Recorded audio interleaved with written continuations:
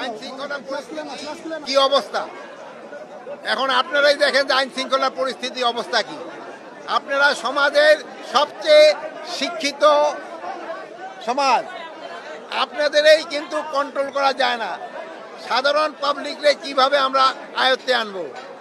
আপনারা সব সময় মিডিয়ায় বিভিন্ন ভালো ভালো খবর দেন, কিন্তু আপনাকে ভিতরে নিজেকে ডিসিপ্লিনটা যদি একটু আপনারা উন্নতি না করেন তো জনগণের উন্নতি কিভাবে হবে? এখন আমরা এখানে আজকে আসার উদ্দেশ্য ছিল হলো দুটা জিনিস দেখা। দেশে পানি বেড়ে যাচ্ছে এবং বৃষ্টিপাতের প্রচুর বৃষ্টিপাত হওয়ায় শাক সবজি অনেক কিছু নষ্ট হয়ে গেছে।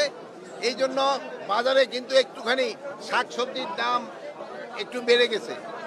কিন্তু ওদিক দিয়ে আবার আলু, আমাদের স্টোরে প্রচুর আলু পড়ে রয়েছে, কিন্তু আলু অত লোকজনে কিন্তু পাচ্ছে না, প্লাস কৃষকেরা আলুর দামও পাচ্ছে না। এখানে দেখেন কারণ বাজার থেকে এখানে একটা আলু 1 কেজি দামে 4 টাকা ডিফারেন্স, 5 টাকা ডিফারেন্স, 6 টাকা ডিফারেন্স। এত হয়, ভোক্তারাও যেরকম ক্ষতিগ্রস্ত হচ্ছে, কৃষকও কিন্তু ক্ষতিগ্রস্ত হচ্ছে। কৃষক যদি আলুর দাম না পায়, আগামীবার তারা কিন্তু আলু বুনবে না। আলু না বুনলে কিন্তু আবার আলুর দাম বেড়ে যাবে।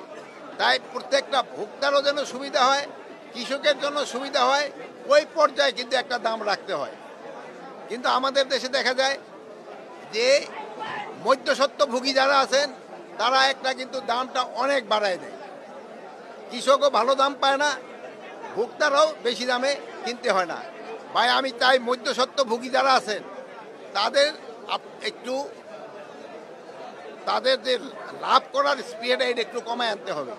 আর মধ্যস্বত্বভোগীরাই কিন্তু উচ্চ শ্রেণীর, তারাই কিন্তু সমাজের উচ্চ শ্রেণীর এবং তারাই কিন্তু বেশিটা লাভ করে যায়। এটারে কিভাবে কন্ট্রোল করা যায়, এটা আপনারা আমাদের সহযোগিতা করতে হবে। আপনাদের সহযোগিতা ছাড়া এটা করা সম্ভব না। আর অন্যান্য জিনিসের দাম আপনারাও দেখলেন মার্কেটে মোটামুটি সহনশীল আছে, কিন্তু সবজির দামটা কিছু কিছু ক্ষেত্রে একটু বেড়ে গেছে, আবার আলুর দামটা কমে গেছে। এটারে আমাদের একটা ব্যালেন্স করতে হবে। আর একটা জিনিস হলো পলিথিন। পলিথিন কিন্তু একটা জানেন, এই পলিথিনের জন্য কিন্তু এই যে আমাদের মাটি নষ্ট হয়ে যাচ্ছে। তারপরে এই পলিথিনটা কিন্তু কোনো অবস্থায় নষ্ট হয় না। এই যে ধরেন যে অনেক সময় যে পানি আটকে যায় পলিথিনের জন্য, পলিথিনের কোনো উপকারিতাই নাই, এটার অপকারিতাই সবচেয়ে বেশি। আর আমরা যদি এই পলিথিনটা বন্ধ করতে পারি, আমাদের পাটের ব্যাগ যদি আমরা ব্যবহার করতে পারি, যেহেতু একসময় আমাদের কিন্তু পাটের একটা বিরাট চাহিদা ছিল, এখন কৃষকরা কিন্তু পাটের এরকম দাম পায় না। এখন আপনারা যদি পলিথিন ব্যবহার বন্ধ করে পাটের ব্যাগ ব্যবহার শুরু করেন, তবে আমাদের কৃষকরা লাভবান হবে, আমাদের স্বাস্থ্যসম্মত জিনিস হবে এবং পরিবেশের জন্য একটা ভালো জিনিস হবে। তাই আপনাদের কাছে সবার কাছে অনুরোধ করব, আপনারা পাটের ব্যাগ ব্যবহার করেন। এখন যদি আপনাদের কারো কোনো প্রশ্ন থাকে, আরেকটা জিনিস তো চাঁদাবাজি। এই মোহাম্মদপুর মিরপুর এলাকায় চাঁদাবাজিটা একটু বেশি হয় সব সময় রিপোর্টিং। এটা চাঁদাবাজিটা কিভাবে কন্ট্রোলের ভিতরে আনতে হবে, মানে চাঁদাবাজি কোনো চাঁদাবাজকেই বাংলাদেশে থাকতে দেওয়া হবে না, চাঁদাবাজিদের স্থায়ী বাংলাদেশে হবে না। এটা যে যত বড় চাঁদাবাজি হোক না কেন, তারে আমরা আইনের আওতায় নিয়ে আসবো। কাউকে কোনো রকম চাঁদাবাজি ছাড় দেওয়া হবে না। চাঁদাবাজের উপরে কোনো প্রেশার নাই, যে কোনো চাঁদাবাজ ধরেন পান আমাদের দেখান, সাথে সাথে তারা আমরা আইনের আওতায় নিয়ে আসবো। এটা ক্ষেত্রে আপনাদের একটু সাহায্য সহযোগিতা দরকার।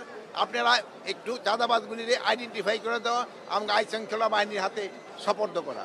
এখানে জিজ্ঞেস করলাম মোহাম্মদপুরে, ভাইয়েরা তো এখন আমার বললো যে চাঁদাবাজ নাই, কিন্তু আদারওয়াইজ চাঁদাবাজি করে কিনা ওনারা বলতে পারে।